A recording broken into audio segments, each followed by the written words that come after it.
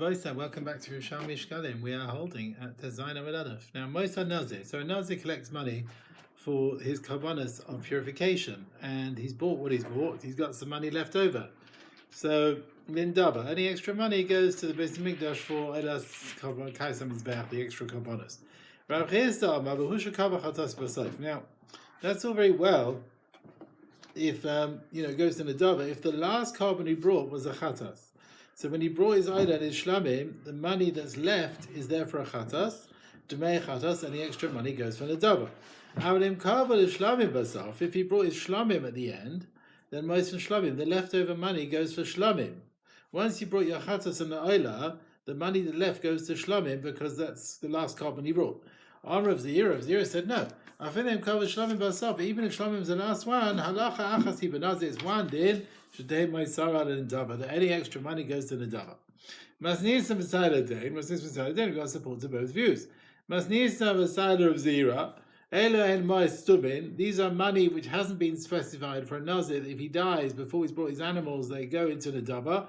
If there's Chatas money mixed in those funds, they will set aside for Karbanos, providing a Chatas is one of them. And even if you went and separated the chatas from that money, right, and he separated that for chatas, it's still considered unspecified money. And if the Nazir dies, it goes to Nadava. So the same thing in our Mishnah. You brought the Shlomim last, the leftovers is Nadava. Like Zayir, because the halacha is with the Nazir, the leftover money goes to Nadava. Masnisa Messiah of Chista, we got Bryce and Sabudim of Chista. He set aside general money for his karbanos, and he said, this money should be for my chatas, everything else for everything else. And he's left the rest for Eilan Shlomim, or he dies. The chatas money goes to the Dead Sea, but you can't get benefit, no Isamila. It's going to be destroyed. The rest of the money, use half of it for Eilah, half of it for Shlamim, and you bring on a Dava. A mile Bakulan. If you got any benefit from the rest of the money, there is an Isamila. But if you only benefited from part of it, there's no Isamila. Why? So if you use all of it, you used Eilah money and Shlamim money. So you're over Meila. If you only use part of it, you're not Mail, because there's no Din Meila except with Kadshe Hashem. Like the Eilah. But there's no Meila with Shlamim, which you can eat the flesh of the Shlamim. The Tali didn't say she makes if the Nazi dies, Yiplu Nedava goes to Nedava, right? Because you've separated the Chatas, so the other money doesn't go to Nedava, you buy Eilah and you buy Shlamim. That's what you were saying over here. If you say like Reb Zeira, they always go to Nedava, then when the Nazi dies, the money should all be to Mei Eilah.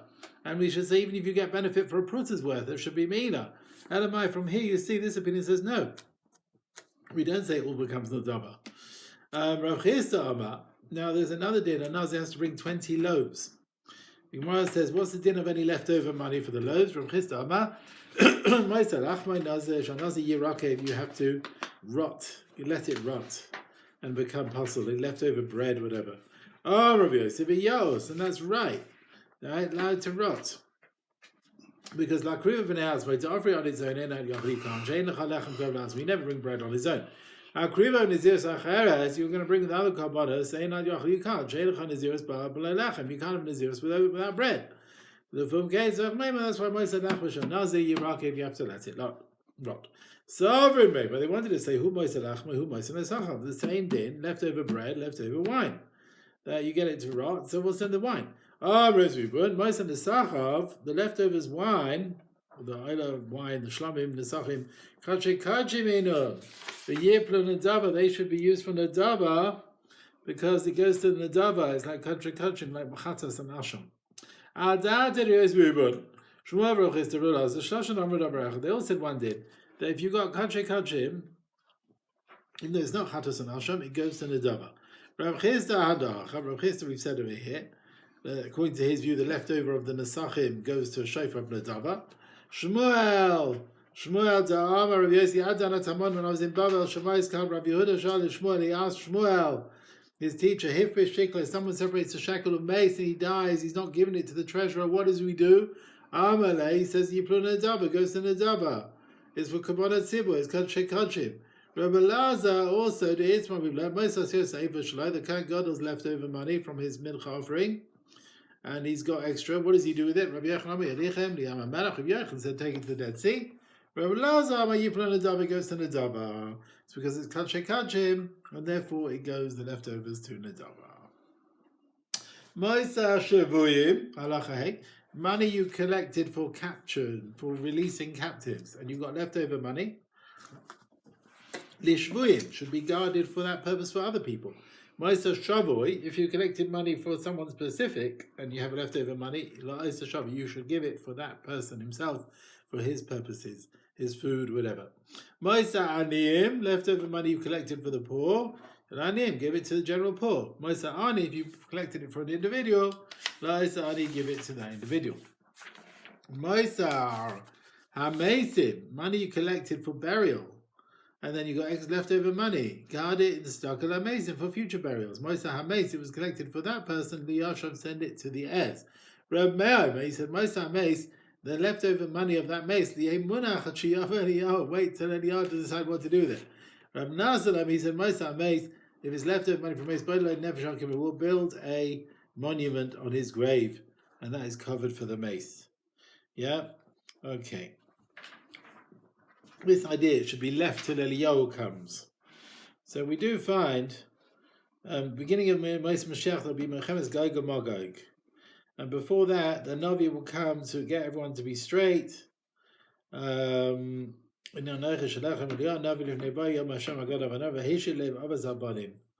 he will answer all our questions in monetary matters. Yeah. There's Mishnah Melech, Rabbi Kiva Eiger. Is a Chacham who's got smicha from Moshe Rabbeinu, and he will teach Torah until he will teach everyone and give them halacha to paskin. He will have a beis din. They will iron out all the doubts. Mala Ayis Hashem. Okay. So the question is, what did the mace want? What would he have said if he was alive? Right? Some say, look, he doesn't really want people collecting for him. Do things for other purposes. They did things. Some say, yeah, do add things for cover that mace, and some say no. All right, let's carry on. I'm just thinking, bring here.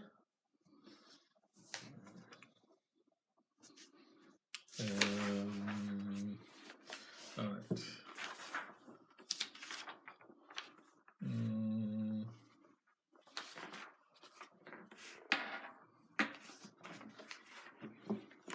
There's a question here. There's a Tshuva in Minchas Yitzchak from a Gaon Rav Naftali Shokavitsky. He was the Rav in Gateshead. Based on a Gateshead. Someone deposited money for his friend for dowry for his daughter. And he put it in the bank of the name of the daughter. And the father is ill. The daughter is old. She's not going to get married. Can he take the money for her livelihood? Since the money was there for a dowry, and now they want to use it for her livelihood. And Minchas Yitzchak brings Machlekes here in Yerushalmi where they claim for that poor person who doesn't need it, does he get it? Just like this idea, does he go to the heirs? Or only when it's a dead person that it goes to the heirs? If the daughter is poor and she needs the money, like the person deposited the money, it's not different to claiming it for that poor person, and maybe doesn't need it, whatever. Maybe the daughter is entitled to it. All right, let's carry on. We're building a monument on his grave. Nefesh al Kivai. Some say a dimus or something. So a matzeva. Yeah. Okay. Let's carry on. Why is it a monument is called a nefesh? Why is it called that? Because that's where the nefesh is resting. They bring from the Arizal, the nefesh, the ruach, and the neshama, the nefesh, the lowest part of the soul is what stays on the grave. Right? With the body. So it's called matzeva. And nefash. Might be an expression of resting, of being at rest. Some say it's a name. It writes his name, a description of the person. Okay. Gavulai, if they collected money for a mace, thinking he hasn't got. The names of Sheshle turned out he did have. Rabbi Yirmiyah Saba maybe wanted to say the money should go to those who inherit. Wait a minute. The people only give because they thought he needs it. Now he doesn't need it, it's a mistake, and you should give them everyone the money back. Rabbi Yirmiyah said, look, I didn't say I just said that's what I think. But you go against me. How do you know for sure to make a distinction? Rav Nassan said, if you got leftover money from a dead person, they build a monument. Tani, we've learned, they should build for him nefesh, like a tombstone, al kibra on his grave. They pour wine on his coffin to be a good smell at the time of the levaya. We do not redeem one captive with money that was collected for another one.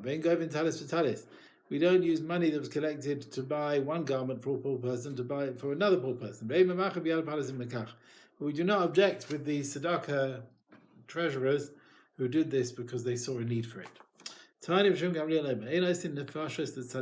don't have to build these tombstones and monuments for the graves of the righteous. The Torah that said every day in the place of learning, that is their memory.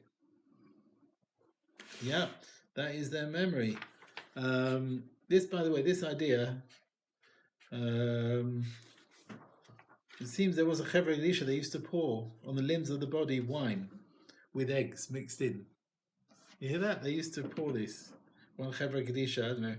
And he said, don't change the minhag. The Chazam Sofer said, it's brought Yerushalmi, maybe to remove the kochas adin, and the egg is remes to hashpah kochas malchus. So the wine and the egg, so that it seems there is some sort of source for it. Okay, where are we? We are here. So ein oisin nafsho is divrei nehenin zechoinam. Yeah. Rabbi Yochanan having Mesamech Ba'azil, he was going and supporting himself on Rabbi Chia Barabba. But Rabbi Lazar and Rabbi Lazar is Talmud Rabbi Yochanan and Chamelem Mitamik. He hid away. He saw him and hid away. In this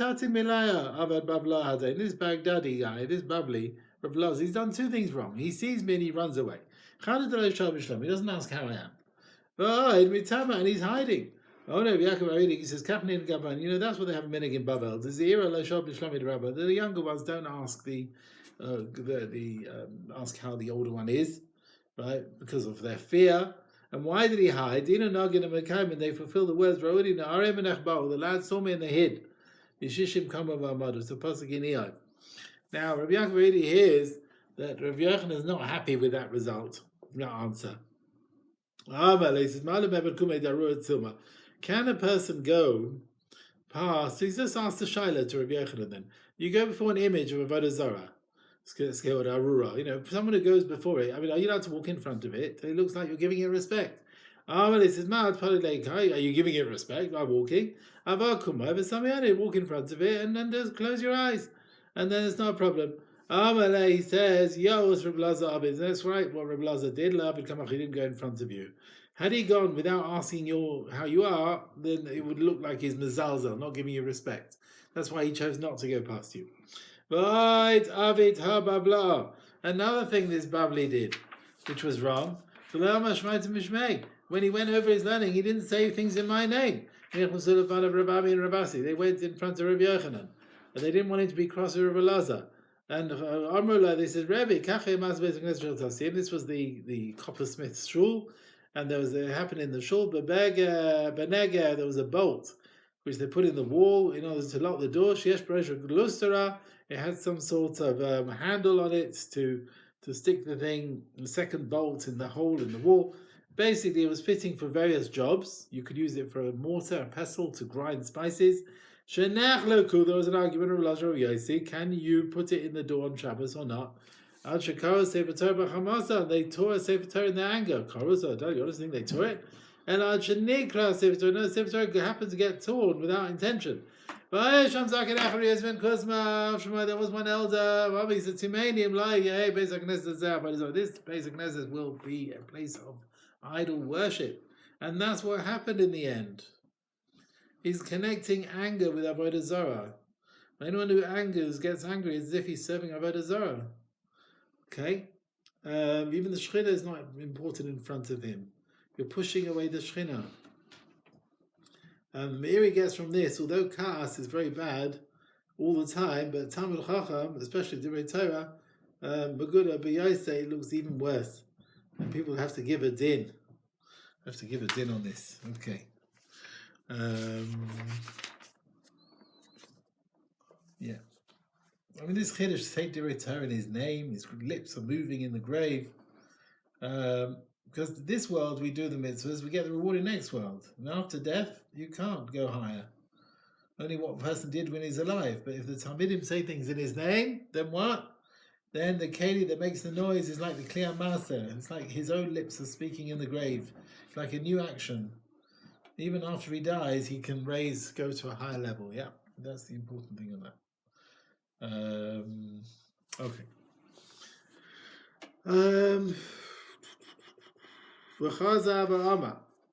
Now, Rami and Ravasi thought, talking about anger will calm down Rabbi Yochanan, but I'm afraid it didn't help. He says, I mean, what happened to this person? What happened? The Tanai and Rabbi Yochanan, they're arguing, they were chaverim, they shouldn't get cross one with the other. How can you compare that to my anger on Rabbi Lazar? Because I'm allowed to get angry with him. It says, Hashem commanded Moshe, Moshe commanded Yeshua. And Yeshua did exactly what he was told. He taught all the Torah of Moshe. Do you think Yeshua always said, this is what Moshe said? No, he probably didn't say that. And Yeshua Yeshiv V'Daresh on Moshe, wherever Yeshiv V'Daresh, without mentioning Moshe, but Yaidin Shatosh Moshe, they all knew it was from Moshe. Afata, so you, Elazar, Tamilcha, Yeshiv V'Daresh, Elazar gives a share. Everyone knows, Yaidin Shatosh Shalchahi, that it's your Torah. And then Rabbi Yochanan said, and that is a nice answer. Why didn't you say a nice answer like that? Rabbi Yochanan, why is he so concerned? Say things in his name. David even prayed for this. Shem says, I will stay in your tent. I love him forever. Echsam says, I will stay in your refuge. He's going to live forever. And the Kachama David, this is what David said to B'nai Baruch. My words should be said in my name after he dies, but he says in the place of learning. And that way, it will be as if he lives forever. So they discussed, the Panim Me'iris has got Tshuva. Is it right, those who write Sfarim and hide their names from their books? Rabbi Yochanan was cross. They were not saying halacha in his name. I mean, why is there kapeda to say halacha in his name?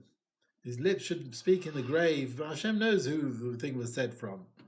The reward won't be held back, so why is he so upset about it? So if you say we find cases in Shas, you say the halacha in the name of one person is not accepted. When they said it in the name of someone else, great, say it was accepted. So Rabbi Yochanan was cross. If they don't say it in his name, the Talmidim won't accept it, and then it will get forgotten. Okay, and that's why sometimes they put their names in their books, despite their humility, because people will find them and their lips will be speaking in their grave. Okay. And the Rabbeinu Chidah says, now that we find from the time of the Gaonim, people write their names, you should keep that. It's okay. Let's carry on. Shimon ben Nazira, yeah? Shimon ben Nazira b'shem Rabbi Yitzchak. Actually, I just want to say a bit more from this piece here. He says, the dinim are halachas ledin. We have to know who the mechaber is. Can you rely on the person? Agada and tachacha, maybe it doesn't matter so much if you don't know who it is. But the Divrei Yah writes, definitely nowadays, even Agada, you have to say who it is. We need to know who is the person saying this, yeah? Okay. Okay. Shimon ben Azir of Shem Rabbi Yitzchak. If they say something in his name in this world, his lips will move. In the grave. She never says, So that we're comparing the Chachamim to wine. Just like Divrei Torah is Kekoma Shel Anavim, is a vessel where they put the grapes at the beginning of their process. You put your finger on it, miyad dover, the juice starts coming out. The lips of the righteous, their lips will speak in the grave. And that's why Yochanan was so cross. Right. Now, why does the person who's dead, what benefit does he have that his lips are speaking in the grave? Someone who drinks, konditun is like a wine mixed with honey and peppers. It's like drinking old wine. And even after you finish drinking the wine, the taste stays in one's mouth. So the Talmid Chacham who dies, and they say something from him in this world, so because his lips are still speaking in the grave, the Neshama Gan Eden feels a resemblance of Chaya Olam Hazeh. So someone to learn that this word, of course, is the word of Asiyah. The next word is the world of payment, right, of reward. There you get benefit from this world. We can't, as we said, we can't add on more. But now they're learning, saying things in his mouth, as we said, then his Torah is coming even after he dies. Okay. Let's carry on. Okay. Right. Rav Gedol Lama, he says, I'm a Dov Shem Amra. One who says something in the name of those who was said, Yira, he should appear as if he should see. As if the one he's quoting is standing in front of him. Shneim says, but the form of the person goes. So another drasha, Rav Adam Yikra Ish Chasta. A great person, he would read or call the name of his teacher like Ish Chasta. That's Zeh Kol Adam. This talks about other people. And the Ish Emunim Miyimsa, man with trust, who do you find? Zeh Rabbi Zeira. It means that what Rabbi Zeira said. Okay. Dama Rabbi Zeira said, Lisnan Tzrichin Chashashin Lishmaite Rav Sheshes. We don't have to worry on what Rav Sheshes said. Hu Gabra Mefatzchana. He was blind, and he never saw his teachers at the time of his learning. So he cannot have in mind their shmuas properly. He can't really say things properly because he was blind. Now we bring other examples where Rav Zeira was cross on about the importance of seeing the Rav when you learn. Do you think Rabbi saw Bapatai? You're saying something in his name? You never saw him. How can you say things in his name? Ravasi said to him, Rav Yochanan, my teacher, he was very careful. I said it in his name. He said it in the name of Bapataya, and I heard him say it. Rav, did you know Rav? You Ravasi, did you know Rav? You say things in his name. He said, he said it in his name. Okay. Now, we have a drasha in Tehillim. David HaMelech's request, right? Things should be said in his name after he dies. Now, we have another pasuk in Tehillim. There's no generation which doesn't have the jesters. These light-hearted people, what were they saying? They said, oh, you'd still not build the Beis Hamikdash. What are you waiting for? They go to David's windows. He says, David, when are you building the temple? When are we going to go in? They come and try and annoy me. The bad will come. He was happy with their words. He was prepared to die before his time in order that the Beis Hamikdash would be built. As it says, and I'm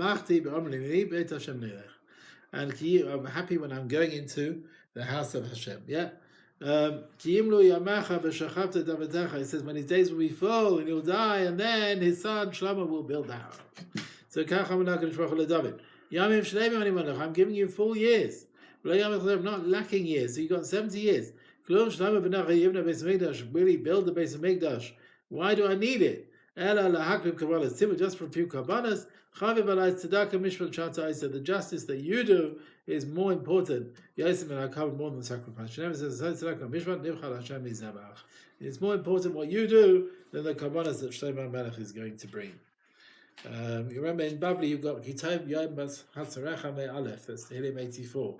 one day that you're learning Torah is more better than 1,000 offerings that Shlomo Melech will bring.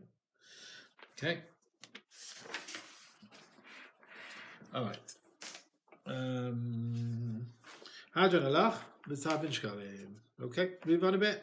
Shloisha Praki Bashana. Now, we brought about the collecting all the money, and the money is brought into a room, and 3 times a year we would take out this money and put it into 3 boxes, and for the sake of buying the korbanos. And this hafrosha was called Trumas Halishka, separating the money. So when was this done? Shloisha Praki Bashana Tovnas Halishka. So 3 times in the year we take out this money. Praisat Pesach, which is 2 weeks before Pesach, and which is last day in Adar. Praisat Tzeres, which is 2 weeks before Shavuos, and Praisat Chag, 2 weeks before Sukkot.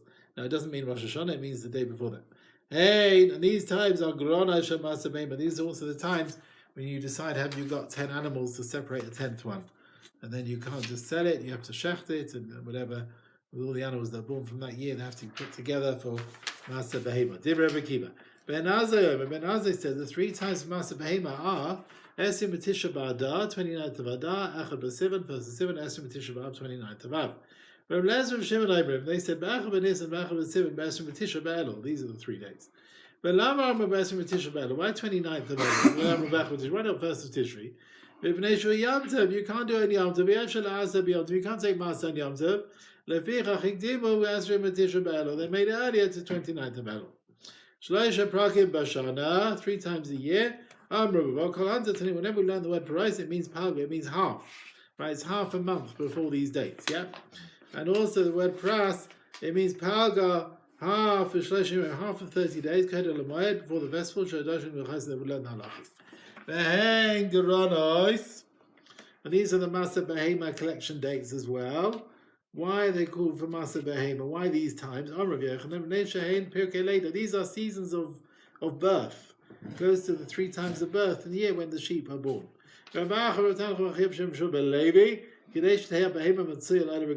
to make sure that there will be animals available for the Regalim. Rav Yudin said, these 3 times, you shouldn't delay the issue of bringing your korbanos too late.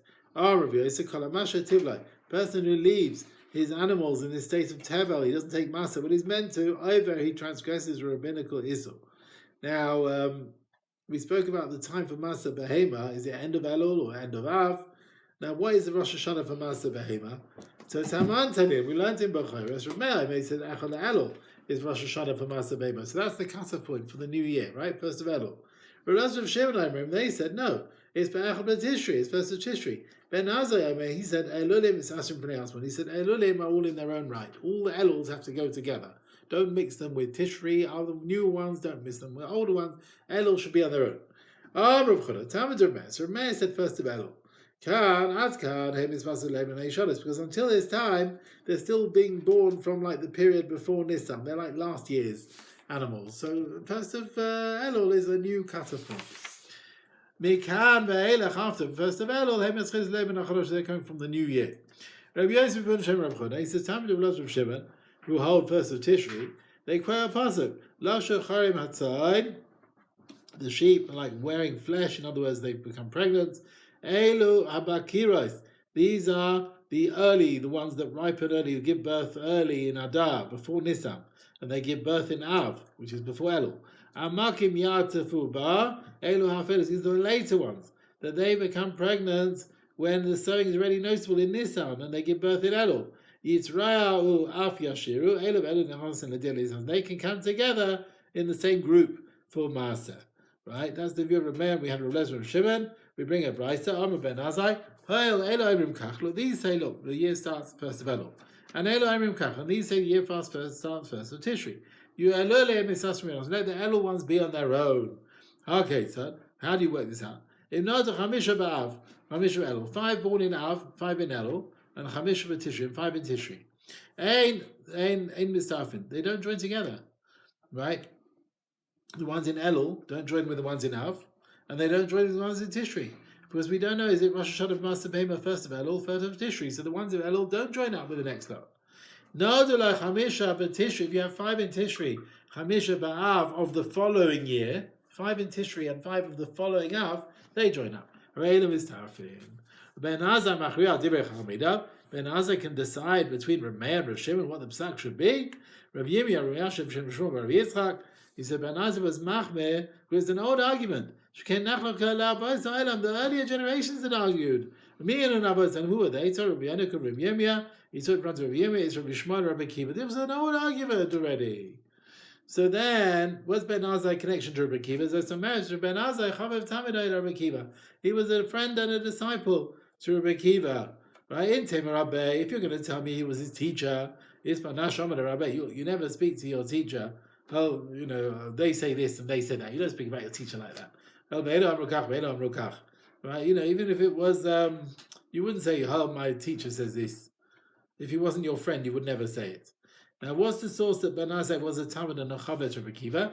Rabbi Avin, Yitzchak Shavulam, and Hadi learned from the following Avla Ben Azai, Al Chalukin on Misarid. He said to Ben Azai, to Rabbi Kiva, on some of the things we're already arguing. Do you want to go even further?